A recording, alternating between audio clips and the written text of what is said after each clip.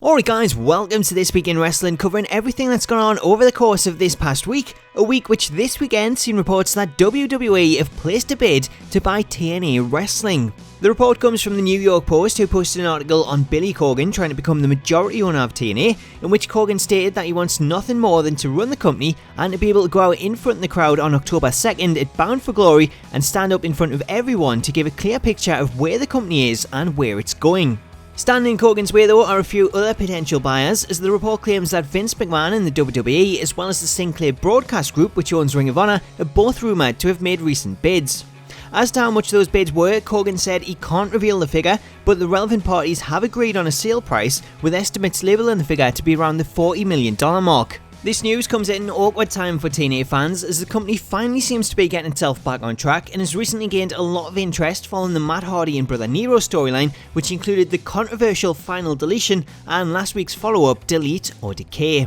Should WWE decide they want to purchase the company, then they would stand out as potential buyers, as the TNA tape archive would make for a great addition to WWE's collection and the ever-expanding WWE network. However, for fans of TNA, then WWE may be the worst possible buyer, as due to their sole interest in the tape library, it would likely mean that they would close the doors on TNA just like they did WCW. However, should the Sinclair Broadcast Group or Billy Corgan get their hands on the company, then TNA's future would remain hopeful. Either way, it looks as though someone will be taking over the company as TNA's financial struggles continue, with news this week that investor and working capital provider RevELLEution have reportedly taken over its TNA Total Non-Stop Action trademark. So with Bound for Glory coming up on October 2nd, it remains to be seen what the future is for the company. Could this be TNA's final event, or should Corgan come through and purchase the company, could he get his wish and be able to go out and address the crowd, reassuring everyone of TNA's future?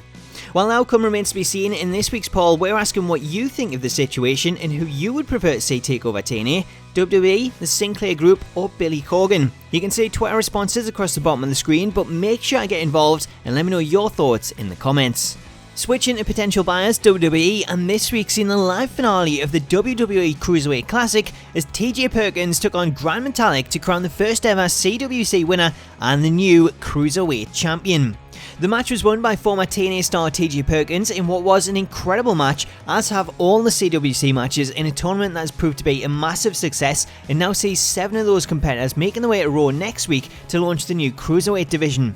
Those 7 competitors include the newly crowned CWC winner and Cruiserweight champion TJ Perkins, Brian Kendrick, Rich Swann, CWC finalist Grand Metalik, Cedric Alexander, Lince Dorado and Noam Dar. While those 7 stars make their way to WWE's main roster, last week seen the announcement that Alberto Del Rio was going in the opposite direction and had been released from the company. Following his release, news came out this week in regards to the reason he was originally suspended by WWE, with F4W Online and Wrestling Observer Radio reporting Del Rio's violation was due to posting positive for elevated testosterone and a failed steroid test. According to Del Rio, he previously said that the violation was for being on testosterone replacement therapy or TRT, which was approved by his doctor. However, these new reports dispute that. Moving on, and we can't talk Del Rio without mentioning his girlfriend Paige, who has also been in an awkward position with WWE following her suspension. However, it looks as though things are picking up for the former Divas champion, as she is set to return to the road with WWE next week.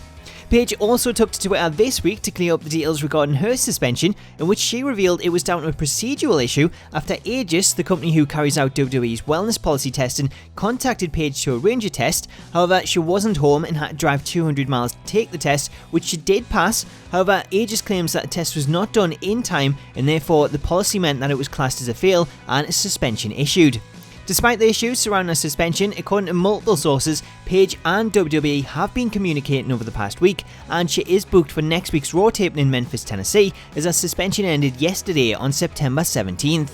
Following the success of the CWC tournament, this week on NXT, General Manager William Regal announced that the Dusty Rhodes Tag Team Classic tournament will be returned to NXT beginning on October 5th. Also announced were the brackets for the tournament, which sees the Authors of Pain taking on the Bollywood Boys, NXT Tag Team Champions The Revival against Cedric Alexander and Andre Cien Almas, Alexander Wolf and Sawyer Fulton taking on Bobby Roode and Ty Dillinger, and finally TM61 versus Tino Sabatelli and Riddick Moss, as all 8 teams battle it out to be crowned Dusty Rhodes Tag Team Classic Champions and follow in the footsteps of last year's winners Samoa Joe and Finn Balor. This week's final story sees WWE furthering the angle between Daniel Bryan and The Miz, as this week seen Bryan announce on Twitter that both he and Miz have entered into negotiations over a new SmackDown Live contract after Miz defeated Dolph Ziggler last week in a show-stealing match at Backlash, where he went on to claim that he is main event material and he wanted to renegotiate his contract. In the latest on this outside of the ring, Bryan once again took to Twitter last night to say Miz's terms are not realistic, they're utterly delusional, and while he holds the IC title, he is not the only ST Live champion. Miz responded with a tweet that said, "Know how much you are worth," and put a price tag on it. "If at WWE and at WWE Daniel Bryan can't say that, I will not say #yes to their terms." So that's the latest on this situation, which I'm sure we'll see more about this coming week, as WWE are likely to tease The Miz walking out on SmackDown and making the jump to Raw, just as Jack Swagger did this past week when he signed for SmackDown Live. So while we wait and see how this one progresses, let me know which show you would prefer to see The Miz on. Should he stick with SmackDown Live, or would you prefer to see him on Raw? Let me know your thoughts in the comments to this and all of this week's stories, especially our main story that WWE are rumoured to have put in a bid for TNA Wrestling. Anyway guys, that's all for this week. I hope you've enjoyed it. Have yourself an awesome weekend, and until next time, I'll catch you later.